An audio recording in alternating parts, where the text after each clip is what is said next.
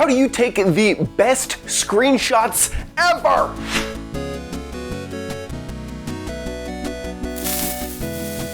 Hello and welcome to OMG Craft. I'm your host, OMG Chad.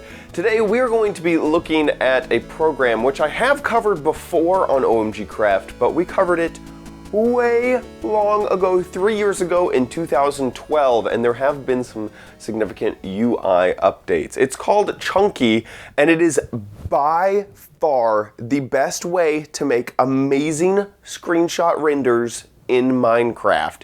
If you've ever seen an amazing screenshot in Minecraft with fog and lighting and ripply water, it's been made in Chunky. So let me show you how to use it. It's a little bit of a longer tutorial. So in order to launch Chunky, make sure that you right click it and click Run as Administrator and click OK there. I've had some issues when you don't run Chunky as an administrator. This is asking you where your Minecraft folder is saved. If this is all kept at default, you'll be good. You can also bump up the memory limit if you want. And then there's some also advanced settings for finding your Java and stuff like this. Normally, all of this is just left at default. Go ahead and click Launch.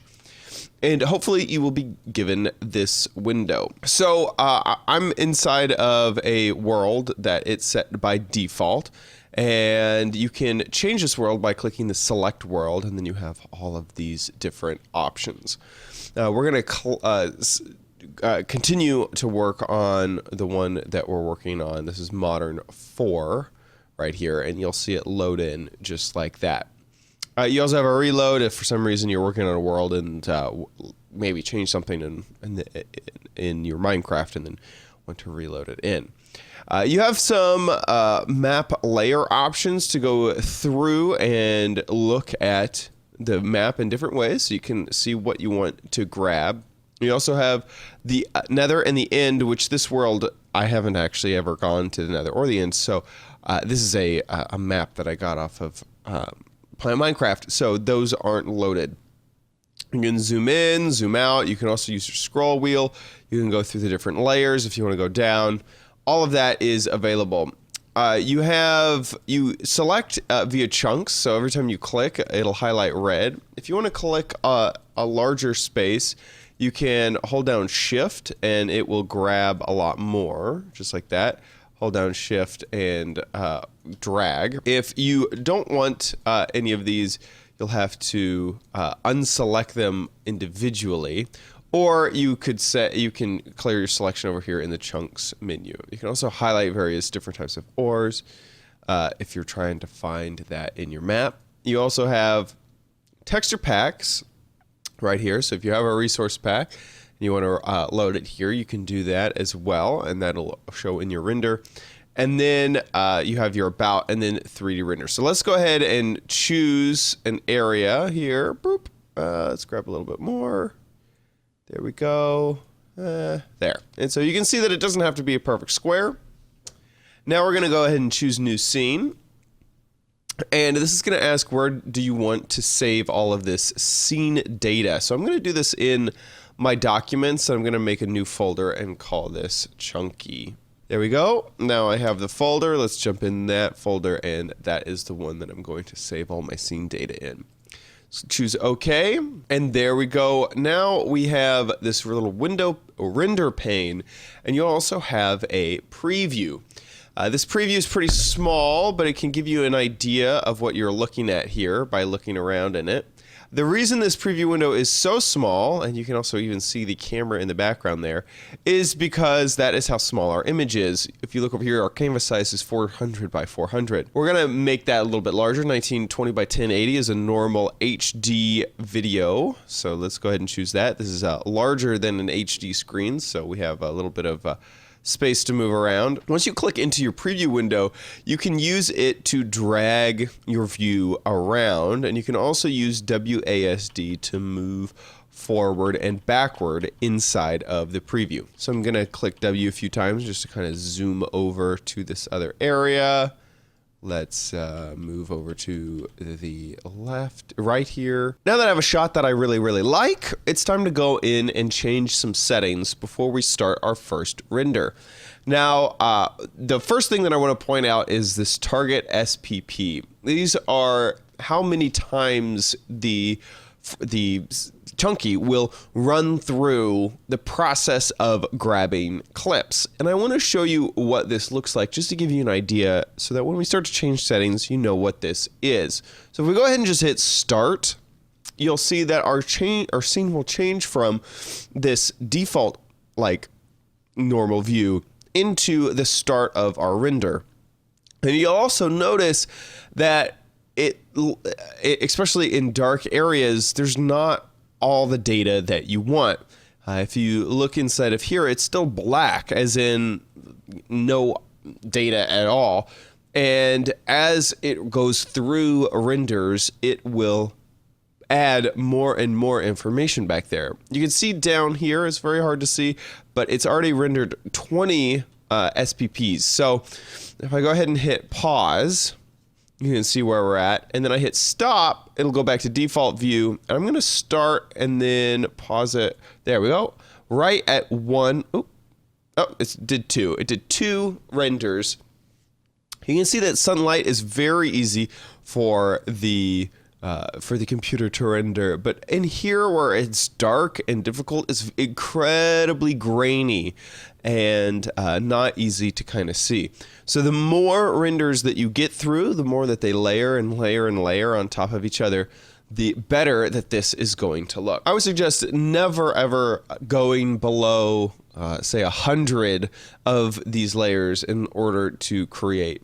So you can also save temp frames every 100 frames. So that's what I'd like to do, is keep that setting at 100 so that it will actually output an image every time that the SPP gets up to 100, and then you can keep that, which is quite nice. Now to change some settings, we're going to go ahead and reset this scene so that it goes back to this default view, and then you can change quite a bit inside of the scene. You can change the sun intensity to be darker or brighter. Oh my gosh.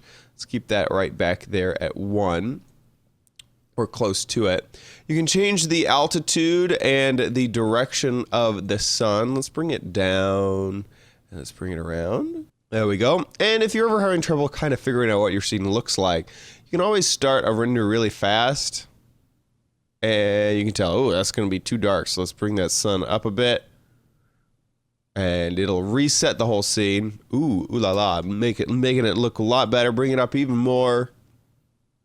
Oh, you can get some really cool shadows in there, and you can sort of tell where your scene is, or how your scene is going to look based off of the very first few renders, and get a good look about it. So now that I've played with the sun a little bit, I want to show off fog. Fog density can add a lot of depth to your render. So we added a little bit of fog, and you can see that it's like crazy up in here. Now it looks completely different.